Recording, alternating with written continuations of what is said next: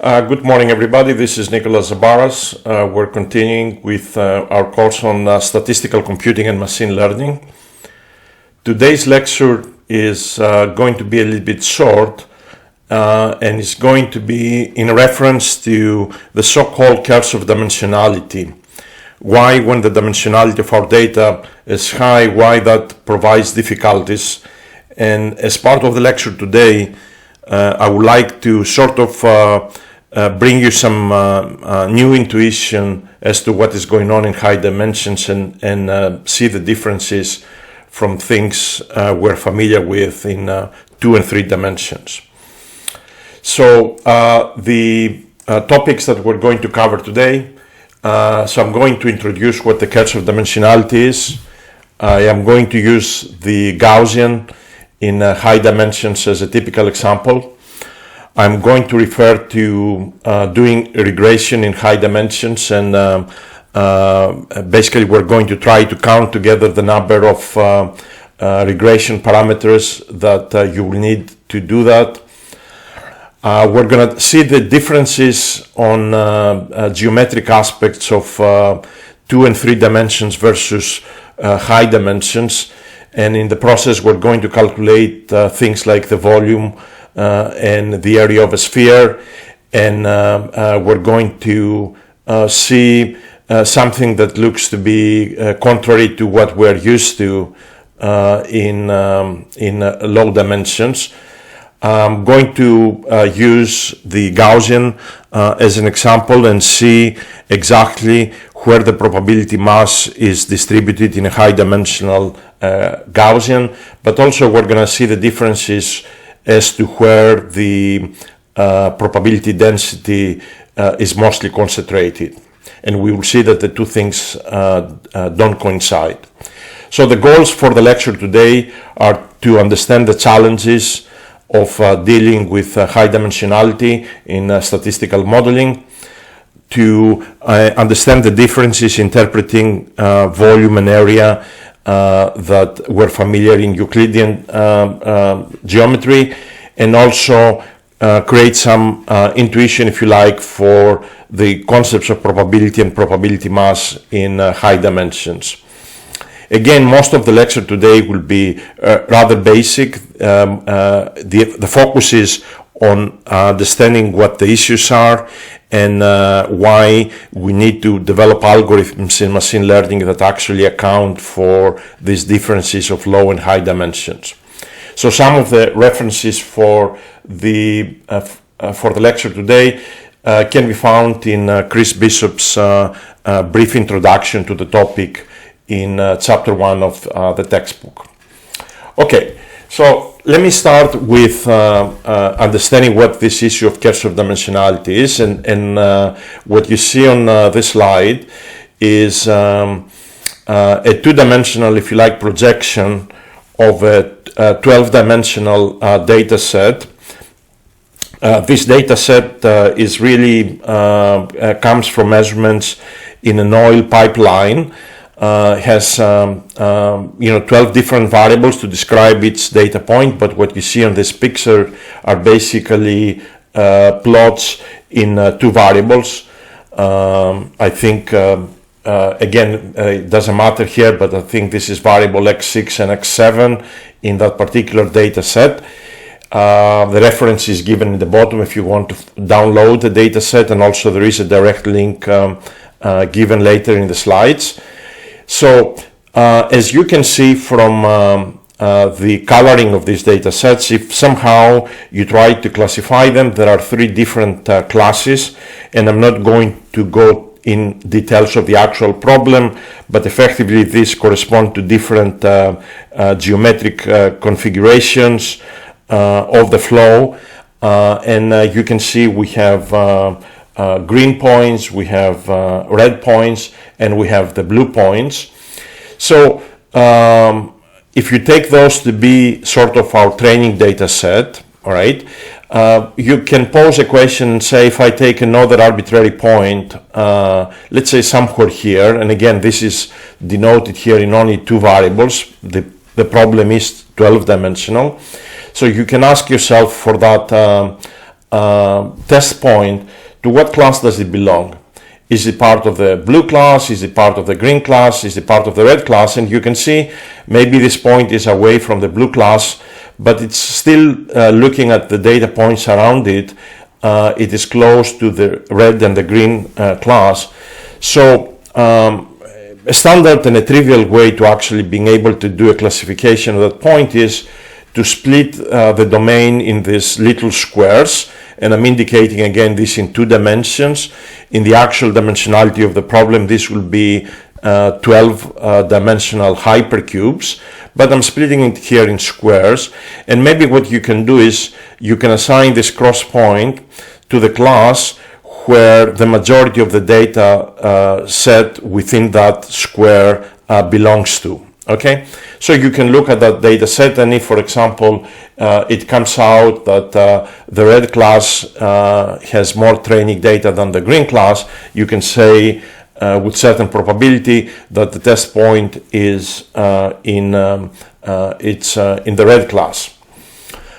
All right, now to be able to do, of course, that it implies that you have lots of data points, lots of training data points, so that each of these squares basically has enough points to be able to take empirical averages and make conclusions. Now, otherwise, this is going to be a very difficult task to do in this sort of elementary way of doing classification. So, in many ways, what you see on the schematic is not going to work in high dimensions, because obviously you're not going to have billions of data, so there will be lots of these hypercubes that potentially have 0 points on them, so you will not be able to classify any test point that belongs to these hypercubes. Okay, and you can see sort of an elementary schematic of this type of setting. So if, let's say, you are in 1 dimension and you split it in 3 little segments, okay, that's an easy problem. Now, if you're in 2 dimensions and you split every direction in 3 pieces, effectively you're going to have 3 square type of 3 square times this type of squares. And similarly, in m dimensions, you're going to have m to a power d cubical regions, if you like, okay, where in this particular case, in the schematic, m is equal to 3, even though you realize just from for a presentation, the schematic, not all of the cubes are being shown, okay. So you can imagine if D is very high dimensional and you split every dimensions to, let's say, 10 pieces, so you're going to have 10 to the power D, which is a huge number, and it's a huge number if you think of trying to populate each of these cubical regions with training data points so you can do classification. Okay. So that's the one of the motivations, that somehow we have this exponential growth on these little cubes. So if we try to do naive sort of classification, the number of data points needed to do that will also increase exponentially, and at the end of the day, none of these easy classification algorithms is going to work for us. Okay, let me do another problem, and I know this is a topic that we're going to come to discuss in detail in maybe a few lectures from now. This is the topic of regression. And so what you see here is it's a polynomial regression. So I have this variable x in d dimensions. So I have d variables, if you like, and this is a polynomial of order 3, and I denote here the order of polynomial with m. So I'm expanding this in a constant term, a linear term, all the possible quadratic terms. So this term here will include, for example, x1, x2, x1, x3, but also it will include terms like x1 square, x2 square, etc. And the way it is written not only will include terms x1, x3, but also x3, x1. So there is an inherent symmetry in writing this expansion that we will need to get rid of, so we don't have duplicate terms so that way we can do our little contribution, if you like, in alleviating this curse of dimensionality. And again, this is the third order terms, and you can immediately see that the number of computations here is huge, because if I can take any values from 1 to d, so we're going to have a d cube type of terms, which is sort of prohibiting if d is, it's a very high number. Okay?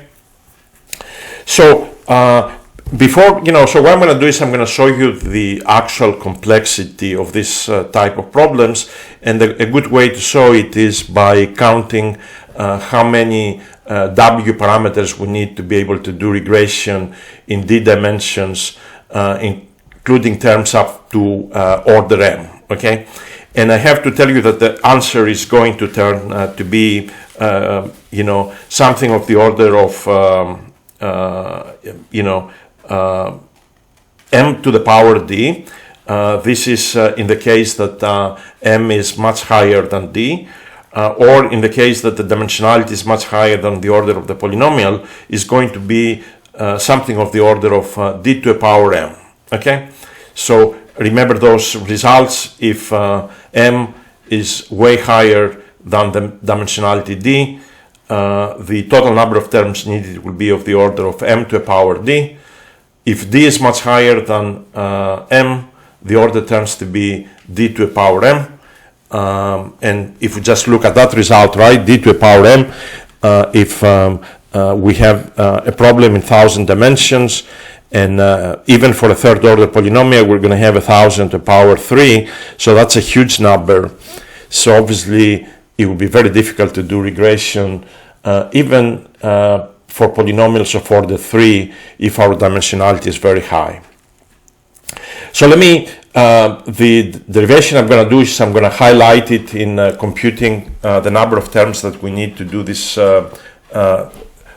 this regression problem. So I'm going to count how many W's we have in this type of models. But again, after you look at the slides, you can actually forget about the details and just remember the final answer that I just gave you before, and we will see again in 1 or 2 slides. Okay, so first, you look at this expression the way it is, and you realize that somehow there is, an inherent symmetry here. So, for example, if if I have an expansion for a polynomial of up to order m, okay, and each variable takes the values d, so you can imagine if this is the mth term, effectively we're going to have d to the power m total w terms just on this last term alone, right? So in this particular case, we're going to have d cube, so that's a huge number. But there is something easy that actually we can do, and that something easy that we can do is we can actually get rid of the symmetries that are being involved here. And you remember before I mentioned we're going to have, let's say, a term that looks like if this is if m is equal to 3, maybe we're going to have a term that is x1, x2, x3, but that term is exactly the same as x2, x1, x3. So we need to get rid of those duplicates, and the way that you do this, it's similar to if you have a symmetric matrix in 2 dimensions, you only need the elements in the diagonal and below the diagonal. So we do the same thing exactly actually for this mth order term by summing I1 from 1 to the dimensionality d, and then I2 is summed from 1 to I1, and similarly IM is summed from 1 to IM minus 1. Okay, so if this was a second order, if m was equal to 2, effectively the number of these w bars that we will get will be d times d plus 1 over 2, will be the elements below the diagonal and in the diagonal of a matrix of dimensions d by d. Okay? So that's the first step we can do. And now what I'm going to do is I'm going to try to count how many of these terms w bar do we have just on this term. Okay? If somehow we can count the number of terms that we have here for an arbitrary m, then we can add all of the w terms for m equal to 0, for m equal to 1, for m equal to 2, m equal to 3, up to whatever order we have, and we can get the total number of coefficients w that we need for this polynomial regression. Okay, so here is the calculation that I'm going to do for the mth order term. So if I want to count all of these terms, I am going to put here 1, and I'm going to explicitly ask what this summation is. And the result of the summation will give me the total number of terms in this expansion for dimensionality d for the mth order polynomial term. Okay, so little n d comma m will only give me how many of these w's I have in this mth order term when my dimensionality is d. Okay, now notice a nice trick that somehow you can apply here. If you look at all the summations from the second to the last and you put them together, this term effectively looks exactly like this term, where I am summing all possible terms for dimensionality i1, and the order of the monomials that I have here is of the order m minus 1. Okay, I have m minus 1 terms, and the dimensionality now becomes I1. Why is this important? Because recursively I can write this n d comma m as this summation that basically requires to figure out for dimensionality I1 what is the number of coefficients w that I need for the m minus 1 term. Okay, this index I1 is dummy, so I can actually put I equal to 1. I'm sorry, I can put instead of I1 I can put I. All right, and this is what I have done here on the right hand side. All right, so to be able to actually calculate this, we're going to have to use induction, and the calculations are rather straightforward. So I'm going to tell you the different steps that you need to do to follow the slides, and then you can look at this in detail, and then we will summarize what the final formula is, and at the end of the day, that's the main outcome that is of interest to the lecture today. So first, let me just post one important result that seems to be coming out of nowhere, but actually when you see the next bullet, you will see why this result is very important. So this formula that you see here is valid, okay? And the way you prove this formula is you fix m and you use induction in D. So effectively, you assume that this formula is, so you can actually show immediately that it's true if D is equal to 1, okay? So if D is equal to 1, you can substitute and you will see that this is a trivial equality. Then you will assume that this formula is true for D, and then you will prove the corresponding formula for the value D plus 1. I am not going to do it, and I'm just telling you that it's sort of straightforward. It's one line of calculation, so you need to do induction in D, okay, by keeping m to be constant. Now, don't forget that we need to actually compute n d comma m. Okay, so to compute n d comma m, what I'm going to do is I'm going to actually also use induction, and I'm going to actually prove the result for this number of terms in here, that is d plus m minus 1 factorial divided by d minus 1 factorial times m factorial.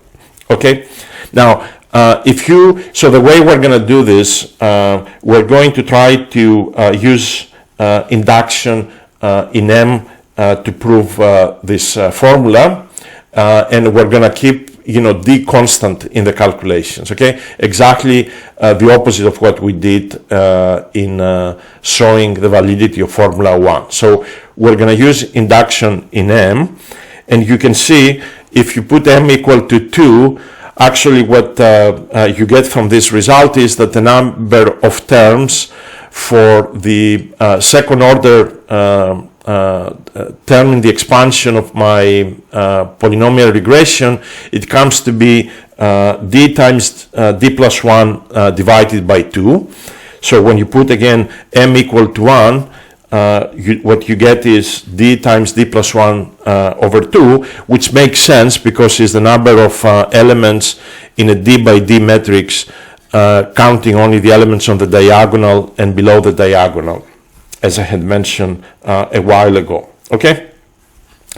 So since we do induction in M, we're going to assume that this formula is true for the value of M being M minus 1, and then we're going to prove this formula that then this is also true for the value M.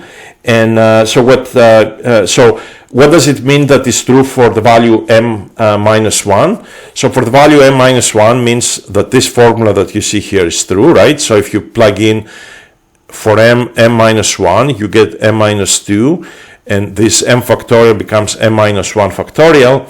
And then we're going to have to prove that this formula is true. And the answer actually is very easy, because remember from the blue formula that I had here, n of d comma m is this summation, and this summation, if you plug in the result for ni m minus 1, which is this, because you remember we are trying to prove this for any d. Okay, so for any d I can use d to be equal to I. So if I use this formula, I have to do this summation, and this summation is the result from this equation 1, and immediately you get the correct answer, which is this formula that you see here in yellow. Okay? So again, the number of terms that we have in this expansion is given by this formula. And so now what we need to do is, if I can go back on my, on my polynomial regression, we computed for the mth term, we computed all of these coefficients. So what we need to do is, we need to actually sum the, the constant term and all the linear terms and all the w's in the quadratic terms, all the way up to the order m. So we're going to have to do that summation. And this is given on the following slide. So this is the summation that we need to do. Okay, so we're going to have to sum these little n's for dimensionality d for all terms from m equal to 0 up to the order m. And again, the trick is we're going to have to do induction on this, and we're going to have to do induction in m. To be able to prove that.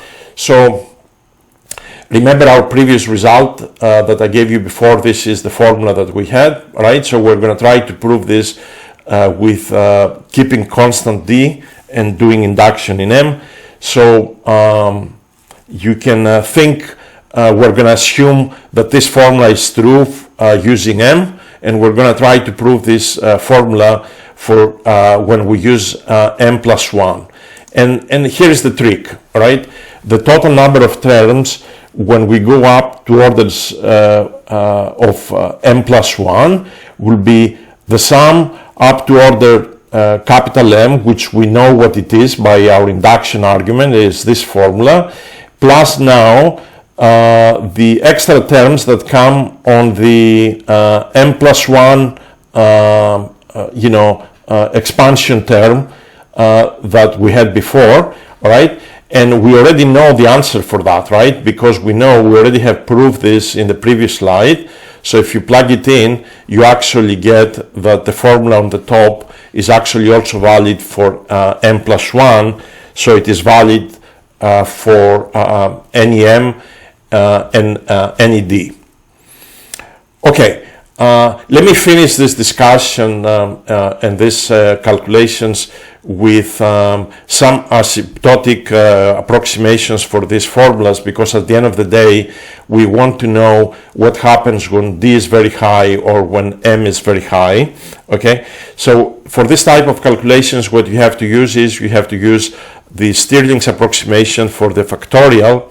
So when little n is a very high number, n factorial, you can approximate it as n to the power n times e to the minus n.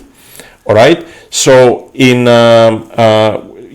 we can take the case that m is way bigger than d, and every term that has the m on it. So for example, I see here d plus m factorial. I can approximate this as d plus m to a power d plus m e to the minus d plus m.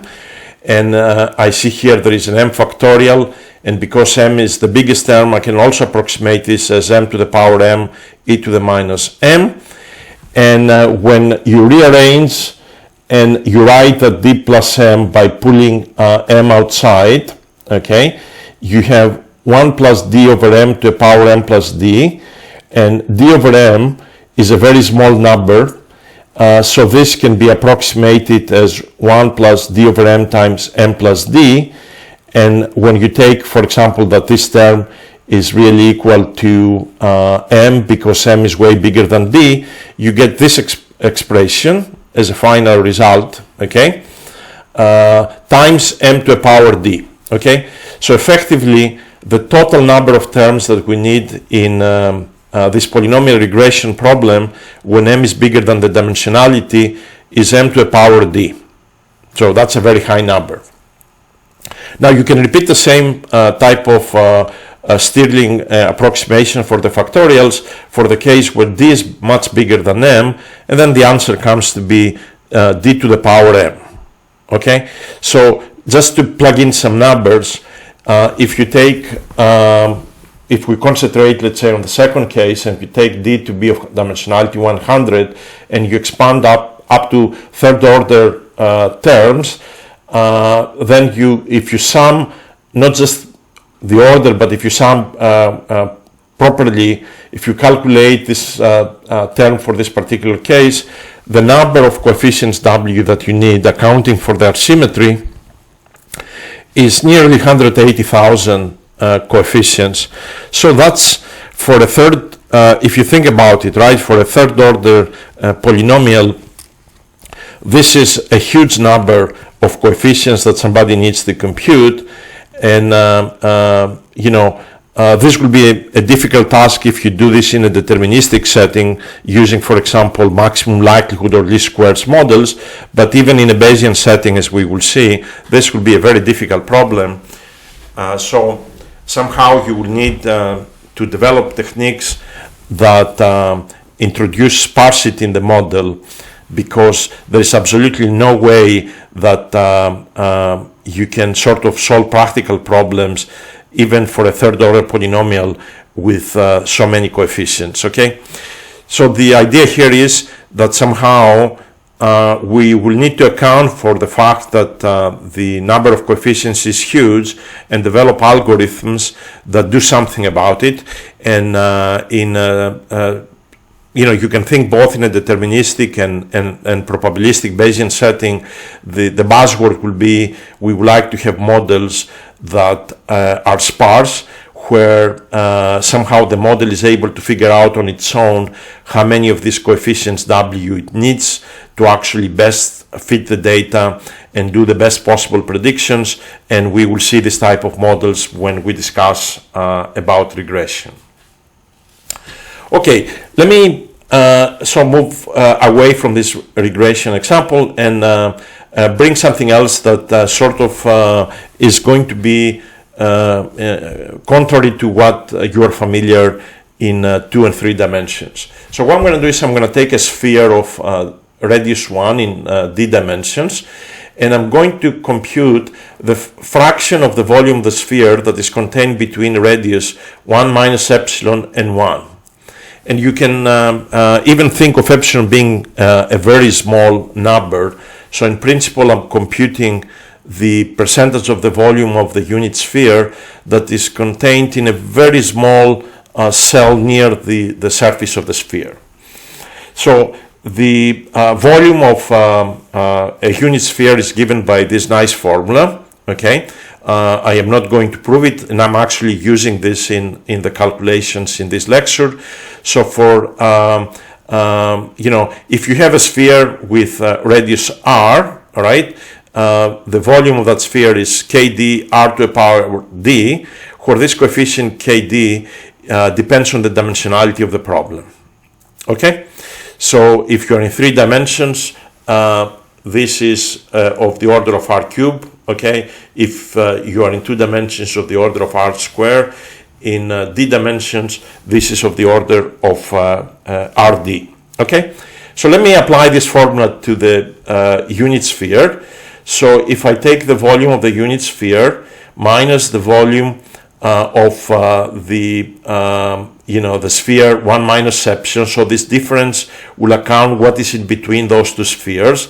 And if I normalize this by the volume of the unit sphere, you plug in r equal to 1 and r equal 1 minus epsilon, and you get something that looks like this, okay?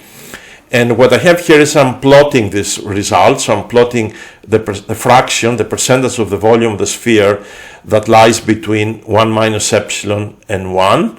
And you notice as the dimensionality goes up, even if epsilon is very, very small, all right, even if epsilon is very small, the fraction that is of the volume that is contained between the radius 1 minus epsilon and 1 is actually increases significantly, and as the dimensionality goes up, almost all of the volume of this d-dimensional sphere, all right, is near the surface of the sphere, all right. So this is something I am sure you don't expect it, but it's very typical for this type of high dimensionality geometrical type of problems. So the volume of the sphere in d dimensions is concentrated near the surface, okay? Now, why is this significant? You can imagine if, let's say, you're trying to develop sampling algorithms in high dimensions in a sphere, and you start sampling uniformly, you sort of have to account on this type of geometric aspects, and certainly you have to account where most of your probability mass is, even for a uniform distribution in d dimensions. And these are type of calculations that I encourage you to do before you decide what type of algorithm you are going to use to do sampling in high dimensions. Okay, so let me, since we talk about the volume of a sphere in d dimensions, let me briefly go through some of the algebra to give you the area of a sphere in d dimensions and the volume of the sphere in d dimensions. And then what I'm going to do is I'm going to try to give you another geometrical aspect that is contrary to what you're familiar for sure in 2 and 3 dimensions. Okay, so keep up with me for 1 or 2 slides to give you these formulas on the area and the volume of a sphere in d dimensions. And then at the end of the day, I'm going to be interested in the conclusions of those 2 slides, but for completeness, I want to actually give you those results and highlight at least the proof. So we can prove that the surface of a unit sphere in d dimensions is given by this nice formula in terms of the gamma functions computed at the value d over 2, where d is the dimensionality. And to actually being able to prove this, we need to use 2 results, okay? The first result is transformation of volumes from Cartesian coordinates to polar coordinates, okay? And I'm going to use this result as is here. So if it looks, SD again is the surface of the unit sphere. So if you actually think of testing this formula in 2 dimensions. So on the left hand side you're going to have dx dy, that's your area in 2 dimensions. And you remember, if you transform this area to polar areas using polar coordinates, is going to become 2 pi r, which is the circumference of a circle of radius r times dr. So this is a thin layer of radius r, so it will be 2 pi r times dr. And you know, 2 pi, it is indeed the circumference of a unit circle. That's why here in this formula SD is the surface of a unit sphere in d dimensions. And in the 2D case we have r dr, so in d dimensions we have r to d minus 1 dr. Okay, so again, this is a handy formula to change integration from Cartesian to polar coordinates, whereas d is the surface of a unit sphere in d dimensions.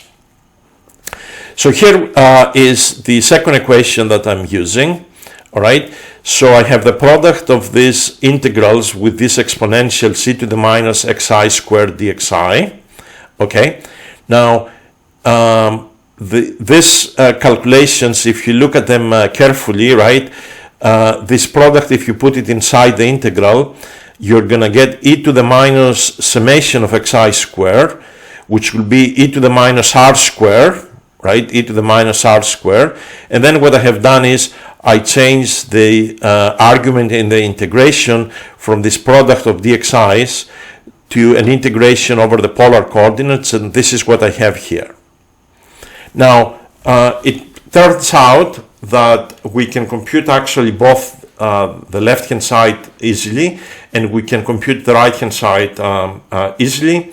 So let's start with the right hand side first. You know, the right hand side we can compute it because if you do sort of a trivial transformation, and I think actually what I'm using here is I am plugging in u to be r squared. So if you change the integration from r to u, where u is r squared, you can actually immediately see that you're getting this nice integral, which by definition is the gamma function computed at d over 2. So this integral can be computed directly, and the only unknown here is this area of the unit sphere. But also this integral on the left can be computed analytically, because if you pay attention here, this e to the minus x squared looks like a Gaussian to me, right? So what you can do is this e to the minus xi squared, you can make it the exponential part of the standard Gaussian. So you will need to put this in the form, this particular integral, you're going to have to put this inside in the form of things like e to the minus y squared over 2. So you can actually define, let's say, that to do this integration, you can define y to be xi times square root of over 2. And then when you change the integration to y, this will be the normalizing factor of a univariate standard Gaussian. And when you do this calculation, the only term that is going to be left from each of this integral will be square root of pi, and then eventually you get pi to d over 2. So all of this together, it gives us the area of a unit sphere that you see in there. And actually, if you want the area of any sphere of any radius, you just have to multiply this by the radius to the power d minus 1. And if you want, you can verify that if you take this formula and you put d equal to 3, and you use that the gamma function computed at 3/2 is square root of pi over 2, you get your famous formula that the area of a sphere in 3D is 4 pi a squared. Okay? So remember this formula for the area of a sphere. Okay? Again, I am only going to use this to make an interesting conclusion about how geometrical aspects vary in high dimensions from 2 dimensions or 3 dimensions.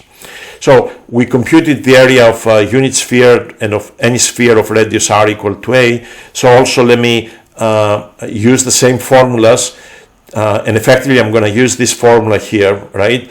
So this will give us this integral on the left hand side will give us the volume of a unit sphere in d dimensions, and if you perform this integration in R, all right, and you substitute the surface for a unit sphere, you get that the volume of a unit sphere is given through this nice formula, okay? And if you want the volume for any sphere of any radius, you just multiply by a to the power d for a sphere of radius a, and I am done, all right? So what I have is I have produced for you the volume of a sphere of any radius, and also the surface of a sphere of any radius, okay? So let me do the following calculation, and this is really what I am going with this algebra. So this calculation will be, I am going to take a sphere of radius a, and I'm going to take the hypercube of size 2a that touches this sphere of radius a. So imagine this sphere of radius a inside the hypercube of size 2a, okay?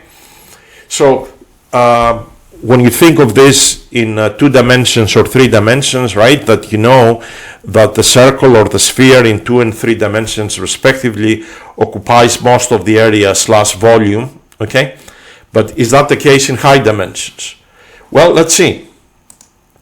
If you take the formulas that I gave you and you divide the volume of the sphere by the volume of the cube and you plug in all your formulas, what you get is you get this nice result here.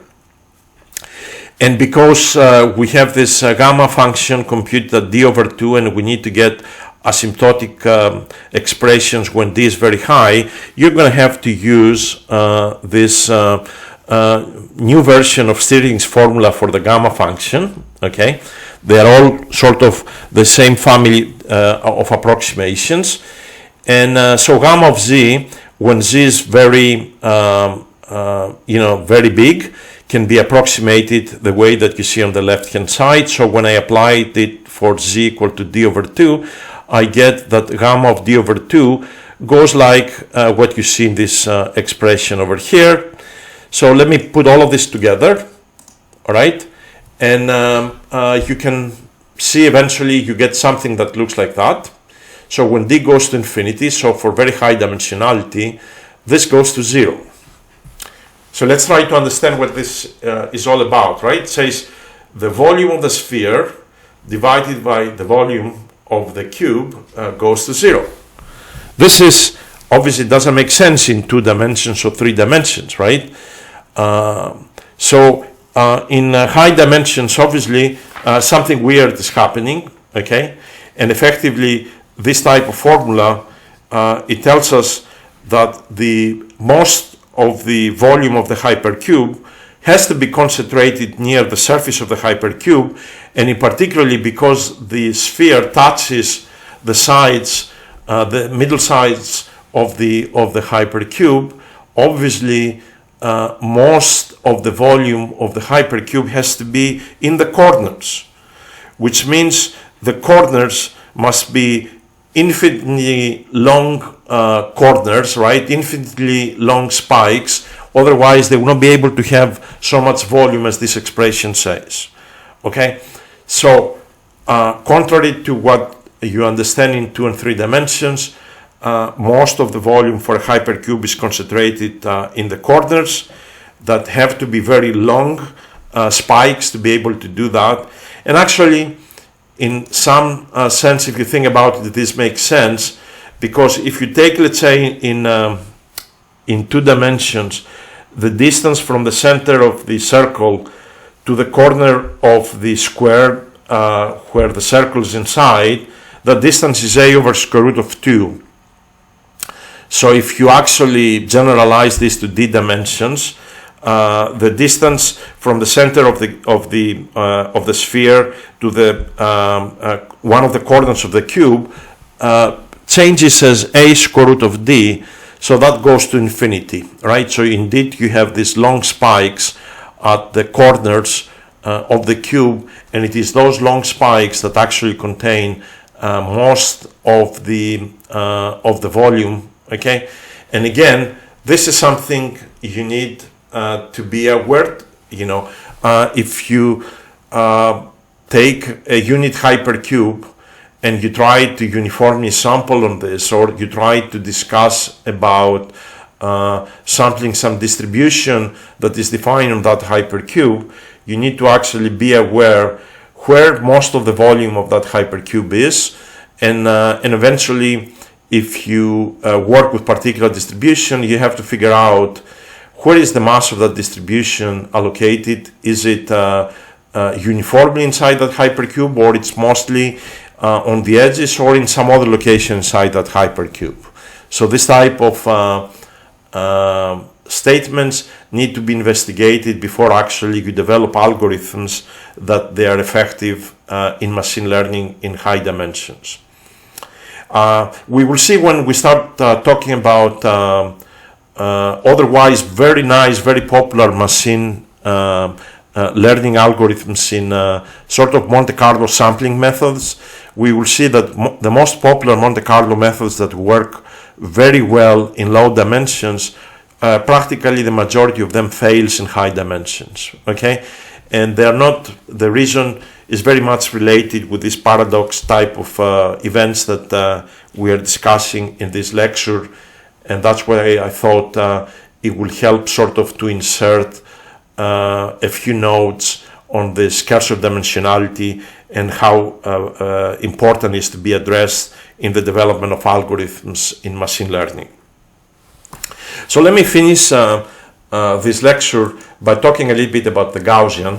So what I'm going to show you next is that if you take a Gaussian in high dimensions and you plot the probability mass in the radial direction. So the idea here is that I have integrated out all the other directional variables and I only kept the radial direction.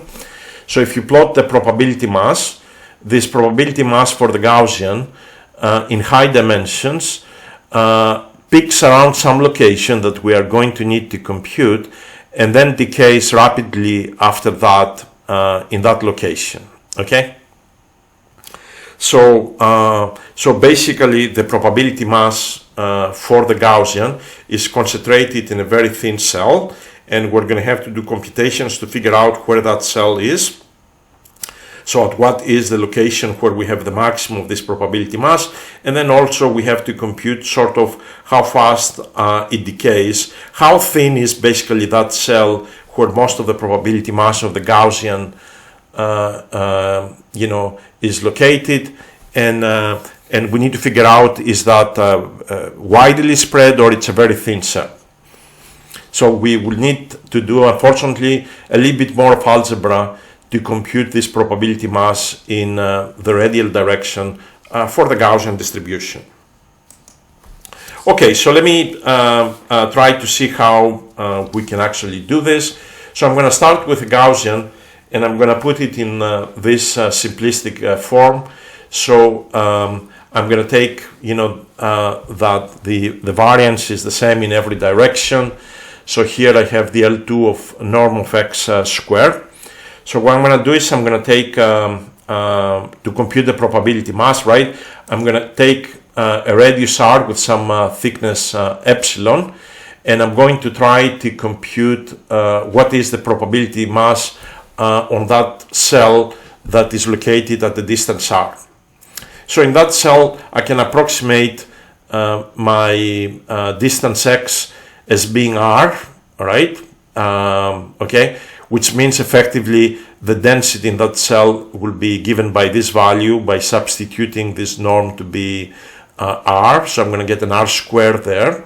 And then I'm going to have to multiply by the area of that cell. And that area is actually the area of the sphere of radius r in d dimensions. And I already pointed this in the earlier slide. that is the area of the unit sphere times r to d minus 1 times epsilon. Okay? The same way when you do this, let's say in in 2 dimensions, and SD becomes 2 pi, and then you have 2 pi r times delta r. Okay, so here I have SD, the area of a unit sphere, r to the power d minus 1 times this thickness epsilon. Okay, so if you calculate this and you take that the density is about P of r, and and you plug in your actual density values, then what you get is, for the probability mass, it looks like this expression. So we're going to have to get some asymptotic values for this to make it easier to do analysis. But before I do anything, let's do a trivial calculation, right? So you have this probability mass as a function of r. So the obvious thing will be, what is the location where this probability mass is maximized? And you remember, this is the schematic that I had before, right? We can see this probability mass is maximized at a given location that changes with the dimensionality. And so let's compute what that location is.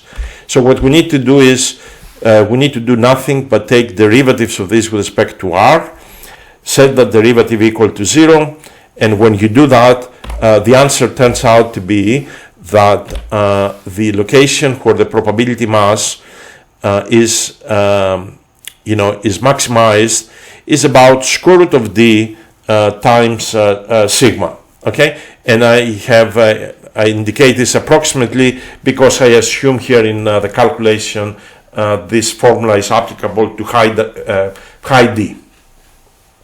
Okay, I can actually do, so this is the probability mass is maximized at that location, all right? And I have an expression for for my density at I'm sorry, I have an expression for my probability mass at any location r. So what I can do is I can also compute the probability mass at r hat plus epsilon. You remember, we have we're taking a very thin cell around now the location where the probability mass is maximum, and really what I would be interested to see is how rapidly that probability mass goes down to 0 away from that r hat. In other ways, is most of the probability mass located around that r hat, and how fast does it decay? What is the length scale that the probability mass decays with as we go to higher dimensions?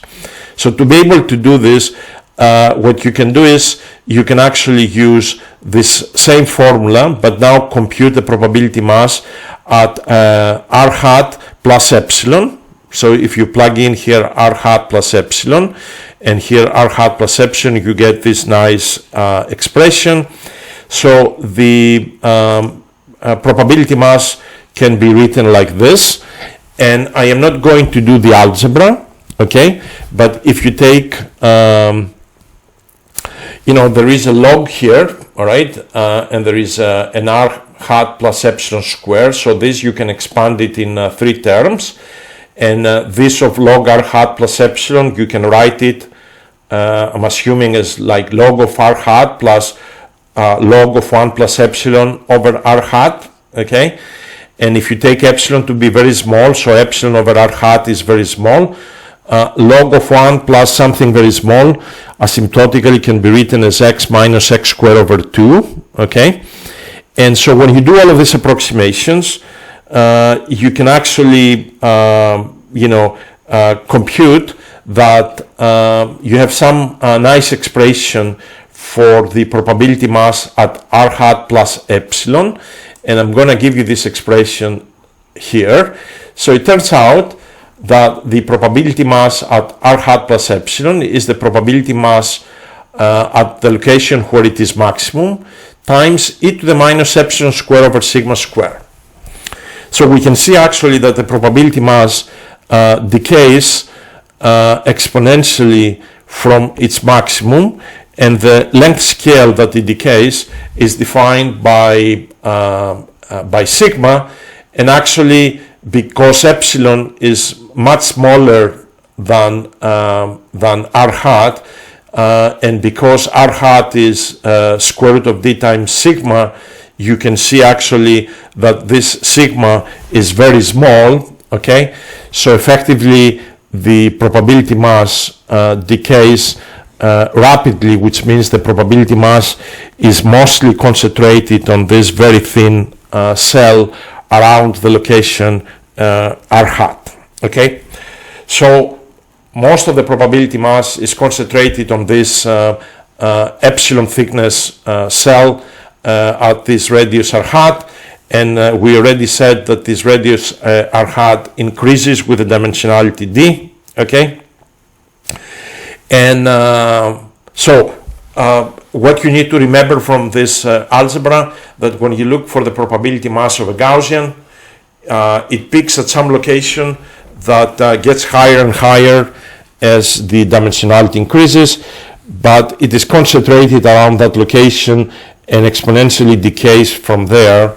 So most of the probability mass is concentrated on this thin cell at some high radius defined by this r hat that is proportional to the square root of dimensionality times sigma. Okay, so let me, so we discussed about the probability mass, right? So we understand now where the probability mass for the Gaussian is concentrated. Let's look at the density alone, and let's try to do a comparison of the density at the location x equal to 0. Remember, in the Gaussian that I assume for this example, I take that the mean is at 0, right? So obviously we anticipate the density will be peaked at x equals 0, and let's take the density at some other arbitrary radial location, and can be anything. Okay, so so when you compute this this type of things, and here I took the location of the density at the location r hat where the probability mass is high. Okay, so I'm comparing basically how does the density at x equals 0 looks like versus the density at the location where the probability mass of the Gaussian is the highest. So when you plug this in your Gaussian expression and you take the ratio of the two densities, it comes that the density at x equals 0 versus the density at the location where the probability mass is maximum is exponential of d over 2. Okay, so effectively now we see that the density at x equals 0 is exponentially higher, exponentially in the dimension d, higher than the density at the location where the probability mass is maximum. So here is sort of the paradox again, right? You're thinking of Gaussian, let's say, in 2 dimensions, and you know most of the probability mass is concentrated in the same place where the density is the highest.